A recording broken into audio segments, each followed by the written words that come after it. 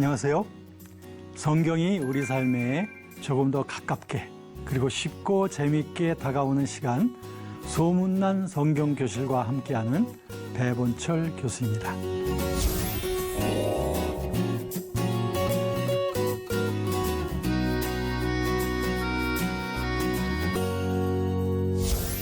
여러분, 지난 시간 초대교회를 본받자라고 하는 주제로 우리 흥미로운 시청하셨나요? 초대교회, 정말 중요한 우리가 본받아야 될 그런 교회의 모습을 갖춰 주었습니다.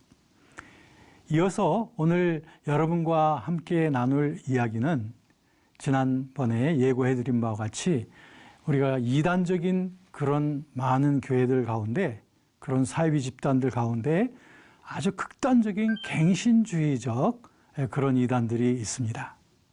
그래서 오늘은 이 갱신적 이단에 대해서 함께 나눠보도록 하겠습니다.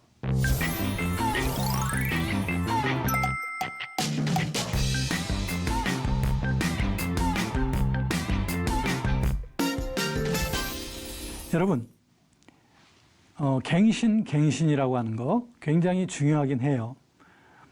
그런데 이 갱신이라고 하는 것이 극단화되어지게 되면 하나의 그 유기적인 통일성을 깨트리게 되고 사랑과 일치를 깨트리게 되는 이런 결과를 갖고 오게 됩니다.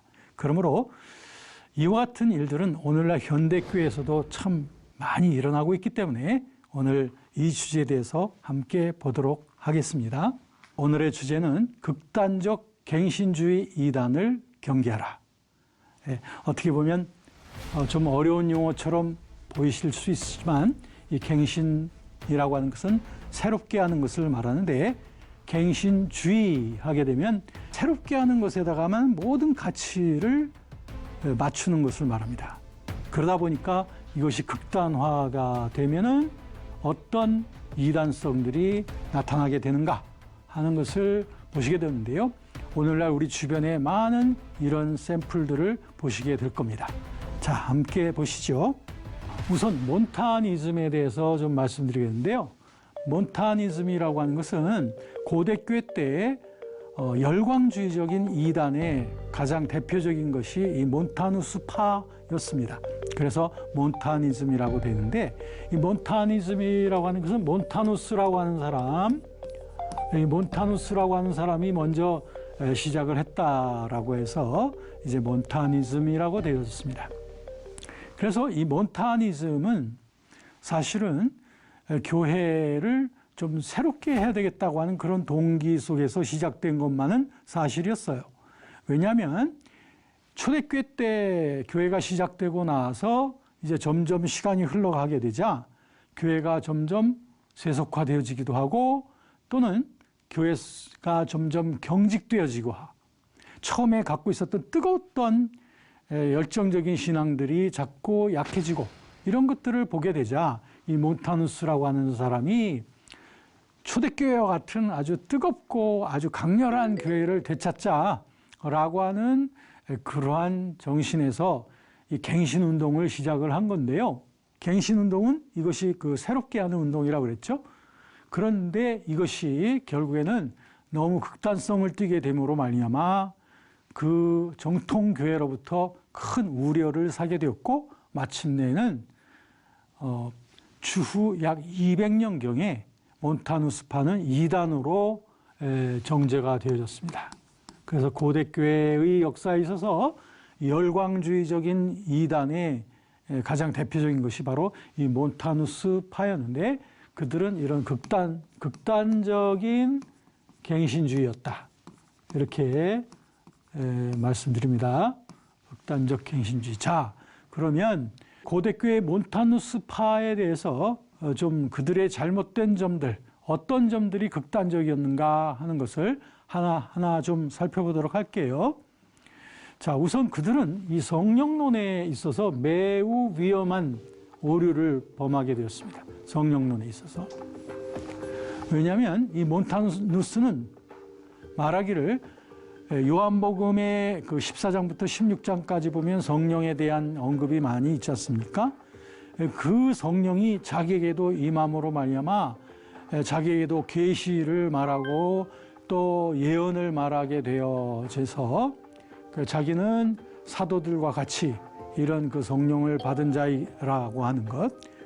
그래서 성령론을 굉장히 강조했는데, 그런데 그 결과 예언과 계시가 오늘날 자기들에게도 가능하다라고 하는 점을 얘기하게 된 거예요. 이것이 왜 문제가 되느냐? 만약에 이런 신앙을 갖고 있는 사람들이 자꾸 늘어나게 되지 않습니까? 그럼 어떻게 되겠어요? 그럼 여기서도 저기서도 계시받았다, 예언받았다 라고 하면서 마치 성경의 권위와 방불한 만큼의 계시가 나에게도 성령을 통해서 주어졌다라고 말하는 사람들이 자꾸 생기게 되면 결국엔 교회에 큰 어지러움이 일어나게 된 것. 이것이 사실 그 당시 큰 문제점이었습니다. 그 다음에 그들에게는 이 구원론적인 문제에 있어서도 좀 굉장히 극단성이 보였습니다. 이들은 구원이라고 하는 것이 아주 그 특별한 행위와 그리고 극단적인 금욕주의 이런 것들을 동반을 해야 구원을 받게 될 것이라고 하는 그 극단성을 보여줬다고 하는 것. 이것이 올바른 구원의 신앙으로 볼 때 굉장히 극단화되어진 거죠. 그런가 하면 그들은 교회론적으로도 큰 탈선을 하게 됐어요. 이거 굉장히 중요해요. 왜냐하면 그들은 갱신을 강조하다 보니까 이 갱신성이 없는, 이 새로움이 없는 자기들과 같이 이런 갱신운동에 함께하지 아니하면은 이것은 올바른 교회성을 갖추지 못한 거다라고 자기들의 어떤 그 선민의식이라 할까요? 독선의식? 이런 것들이 굉장히 강화되어져서 결국에는 전체로서의 교회의 유기적인 연합성을 잘 보지 못하는 이런 탈선이 일어나게 됐던 거예요. 이게 상당히 중요한 문제가 아닐 수가 없죠. 자기들의 거룩성, 자기들의 진리성을 강조하면서 상대적으로는 다른 교회나 다른 이들을 비하하게 될 때 이것은 상당히 문제가 있는 거죠. 그 다음에 종말론에 있어서도 그들은 예수의 재림이 매우 급박하게 임할 거라고, 자기들의 시대 속에 아주 급박하게 임할 거라고 보다 보니까 극단적인 시한부 종말론으로 빠져들어갑니다. 시한부 종말론이라는 것은 어느 특별한 시점에 예수가 강림한다라고 하는 것, 분명한 그 날과 그 시간까지도 말하게 되는 것, 이게 바로 시한부 종말론입니다. 물론 우리가 그 예수님의 재림을 기대하는 신앙은 좋아요. 그리고 종말을 대비하는 그런 신앙은 좋은 겁니다. 그런데 그거를 주님께서는 분명히 그 날과 그 시는 자기도 모른다고 말했거든요. 오직 이것은 비밀에 속한 것이라는 거예요. 그럼에도 불구하고 이런 그 계시를 받아서 이런 종말의 때와 장소까지도 알게 된다라고 하는 이런 그 시한부 종말론의 어떻게 보면 원조격의 모델이 바로 이 몬타누스파였죠. 그래서 이런 그 오류들이 일어났던 것을 보게 되는 겁니다. 자, 여러분 이렇게 보니까 여러분 이게 몬타누스파가 상당히 친숙하다라고 하는 느낌을 받지 않으십니까? 이게 친숙하다는 그 말은 뭐 내 신앙하고 비슷하다는 그런 말이 아니라 우리 주변에 그 몬타누스파와 같은 이런 그 유형이 어디서 많이 본 것 같은데 이런 느낌이 들지 않습니까? 네, 그게 맞습니다. 왜냐하면 이 몬타누스파와 같은 이런 유형은 고대교회 때 시작이 됐지만 그때 이후로 뭔가 좀 교회가 좀 경직되고 세속화되어지고 교회성, 참다운 교회성이 잘 나타나지 않을 때마다 이런 반동운동들이 교회 내부에서 일어나곤 했습니다. 그래서 몬타누스파와 유사한 그런 운동들이 교회 역사 속에는 여러 번 일어났던 것을 보게 되는 거예요. 그래서 이 몬타누스파와 같은 이런 갱신운동의 의도는 나쁘다고 할 수는 없어요. 초대교회로 돌아가자 또는 성경적인 교회로 돌아가자라고 하는 그런 동기를 갖고 있으니까 그걸 나쁘다고는 할 수는 없죠. 그런데도 불구하고 아까 말씀드린 바와 같이 그들의 갱신주의가 극단화될 때는 교회의 통일성과 유기성을 깨트리게 되는 아주 심각한 교회론의 문제로 발생하게 되어진다라고 하는 것을 말씀드렸는데요. 자, 그러다 보니까 교회 역사 속에서 이런 몬타누스파와 같은 이런 그 유형의 극단주의가 여러 번 일어났던 것을 보게 됩니다. 그래서 교회사 속에는 제2 그리고 제3의 몬타누스파와 같은 이런 유형들이 자꾸 발생하게 되었습니다. 그래서 이런 유형을 네오몬타니즘이라고 말하는데요. 자, 네오몬타니즘. 네오몬타니즘이라고 하는 것은 몬타니즘과 같은 새로운 유형의 몬타니즘을 네오몬타니즘이라고 하죠. 우리말로 꼭 번역한다면 신몬타누스주의 이런 식으로 말해야 되겠죠. 신몬타누스주의 이런 식으로 이렇게 번역할 수 있겠죠. 사실 이 네오몬타니즘이라고 하는 용어는 사용되어지게 된 것이 그리 굉장히 오래된 일은 아닙니다. 한 19세기 때 독일의 한 학자가 이거를 먼저 말하기 시작했고요. 그 이후에 간간히 이 용어가 사용되어지긴 했습니다. 저는 이 부분에 대해서 좀 더 강조해서 말씀을 드리려고 하는 것입니다. 왜냐하면 이것이 오늘날 현대교회에 주는 그 심각성이 상당히 크기 때문에 그렇습니다. 자, 교회사 속에 어느 시대든 간에 이 제2, 제3의 몬타니즘 성향의 운동이 일어날 소지가 많이 있었다. 또 사실 실제적으로 그랬다 이거예요. 그런데 그 정도에 있어서 권고의 한계 수위를 초과한 극단적 갱신주의가 되는 게 문제라는 거예요. 자, 보세요. 갱신이라고 하는 것은 좋은 일이에요. 성경을 향해서 리뉴얼, 갱신한다는 것은 새롭게 하는 건데 다시 새롭게 하는 거예요. 성경적으로 갱신되어지는 거, 초대교회적으로 갱신되어지는 거, 이거는 고무적인 일입니다. 그런데 이게 갱신주의가 돼버리지 않습니까? 그러니까 갱신이 최고의 가치로 말하는 리뉴얼리즘, 리뉴얼리즘으로 가게 되어질 때는 이게 극단화되어지는 겁니다. 극단화되어져. 그렇죠? 그래서 갱신을 부르짖고 그걸 추구하긴 하는데 교회성, 일치성은 깨지게 되는 거죠. 자, 이거 문제가 된다라고 하는 겁니다. 자, 우리 주변을 한번 여러분들이 살펴보시면요. 극단적 갱신주의 집단들이 참 많이 있어요.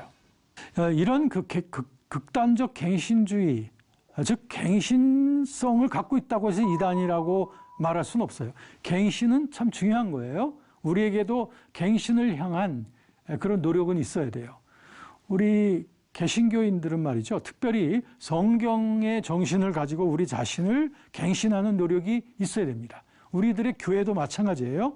성경의 정신을 향하여 우리가 새롭게 되어지는 Back to the Bible, 성경으로 돌아가려고 하는 운동이 우리에게 있어야 됩니다. 이건 건강한 거예요. 갱신이란 건강한 거예요. 그러나 갱신주의가 돼가지고 무조건 새롭게 되고 고쳐나가는 것만을 강조하다가 균형을 깨트리게 되는 거, 이걸 갖다가 극단적 갱신주의라고 합니다. 자, 그러면 네오몬타니즘에 나타나는 갱신주의 성향이 우려될 수 있는 부분들이 어떤 것인가 한번 하나씩 보겠습니다. 오늘날 현대에 우리 주변에서 볼 수 있는 네오몬타니즘을 보는 겁니다. 첫 번째, 그들은 성경에 대해서 자기들의 편견에 맞춰서 해석을 합니다. 자기들의 편견에. 심지어는 성경에서 정신에서 벗어난 예언이나 계시를 말하기도 해요. 자, 여러분 굉장히 이거 심각한 일이에요. 성경을 자기들의 편견적으로 해석해요.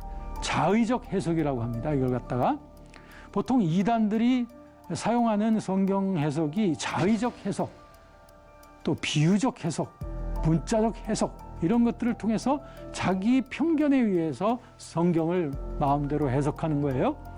더 나아가서는 성경을 오히려 더 초과해버리는 자기 주관적인 예언이나 계시 체험을 말하는 거예요.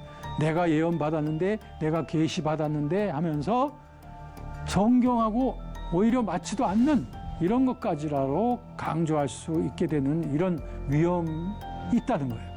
굉장한 위험이죠.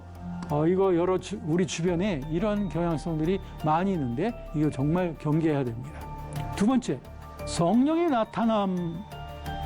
이거 중요하긴 해요. 성경에도 보면 고린도전서 12장부터 14장까지에 보면 성령의 나타남에 대해서 성령께서 주시는 여러 은사들, 복음을 전함에 있어서 필요한 그런 은사들에 대해서 말씀하고 있어요. 그렇기 때문에 성령의 나타남을 우리가 존중하는 것은 필요해요. 그런데 성령의 열매, 성령의 인격적인 통치도 역시 중요한 겁니다.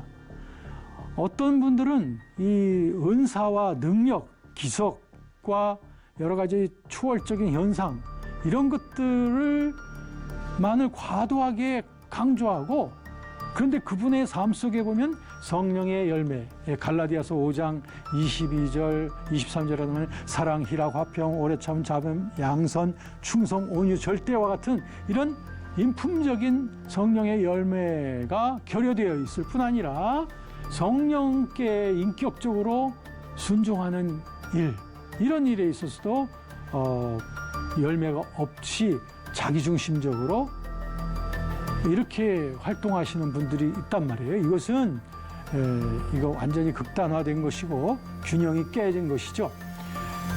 이런 그 신유나 이적, 방언이나 예언과 같은 성령의 나타남도 중요해요. 그런데 이것과 조화를 이루어야 된단 말이죠. 말하자면 이런 그 조화가 이루어져야 된단 말이죠. 성령의 나타남과 성령의 열매와 성령에 대한 인격적인 통치, 이런 것들이 조화로운 성령 신앙인데 어느 한편에 완전히 치우치게 되어져서 이렇게 되어지면은 하나의 짝퉁이 성령론이 되겠죠. 그런데 이 네오몬타니즘에서는 이런 경향성들이 많이 나타날 수 있다고 하는 거 매우 우리 주의해야 됩니다. 또 세 번째 보시면 자신들의 그 네오몬타니즘의 자기들의 공동체의 우월성을 과신한 나머지 분파주의로 빠져들어갑니다.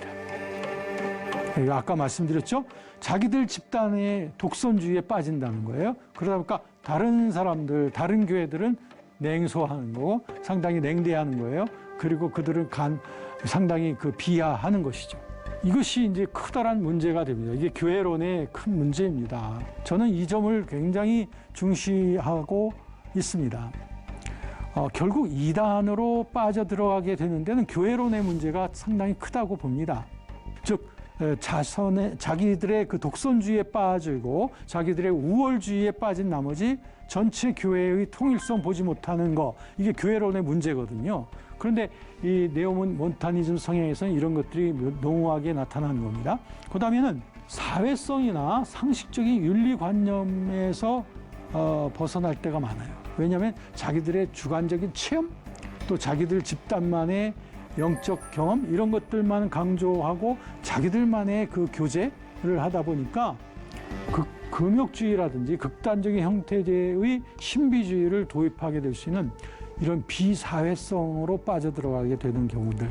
여러분 한번 보세요. 지난날 우리 사회적으로 무리를 일으켰던 그런 이단들을 보게 되면 이 사회성의 문제에 있어서 상당히 결여되어 있는 것들을 보게 되죠. 집단적인 신비주의, 이런 것들 많이 하지 않습니까? 그 다음에 종말론에 있어서 그들은 주로 임박한 종말론적인 메시지를 강조하므로 심한 경우에는 시한부 종말론으로까지 빠져들어가게 된다. 우리 한국교회 역사 속에도 이런 시한부 종말론자들이 많이 있었습니다. 몇 년도에 어디에 예수님이 재림한다 뭐 등등.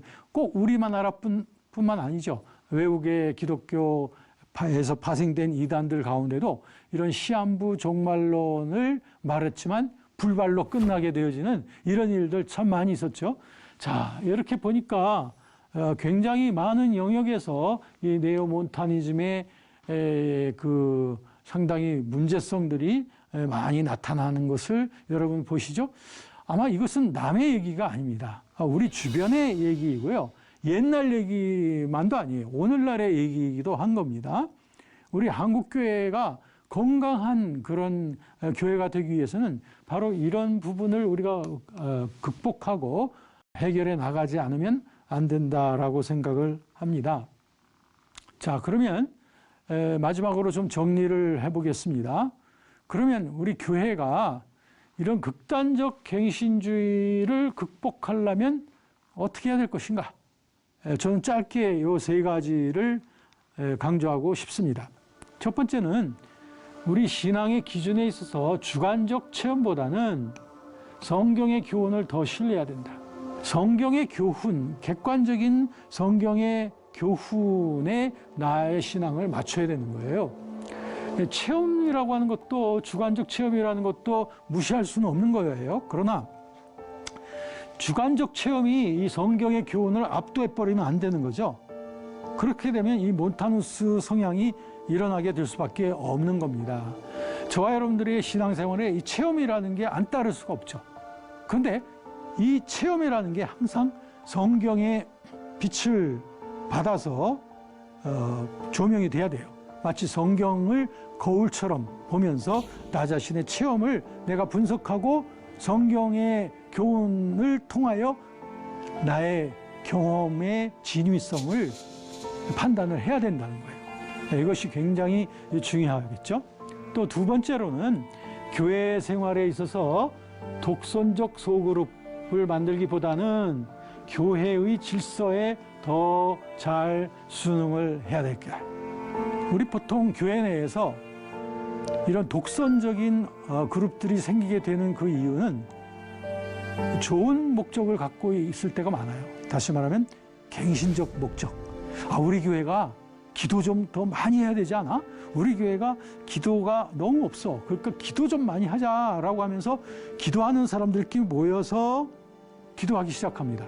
그러면 이런 기도의 열풍이 온 교회에 확산되어진다면 가장 좋은 거겠죠. 그런데 이분들이 자기들끼리만 모여서 기도하고 왠지 교회에 노출되는 것을 원치 아니하면서 자기들의 독선적인 우리는 기도하는 사람들이야 라고 하는 독선 의식에 빠지게 되면 이것도 하나의 하나의 네오몬타니즘적인 그런 성향이 나타나는 것이죠.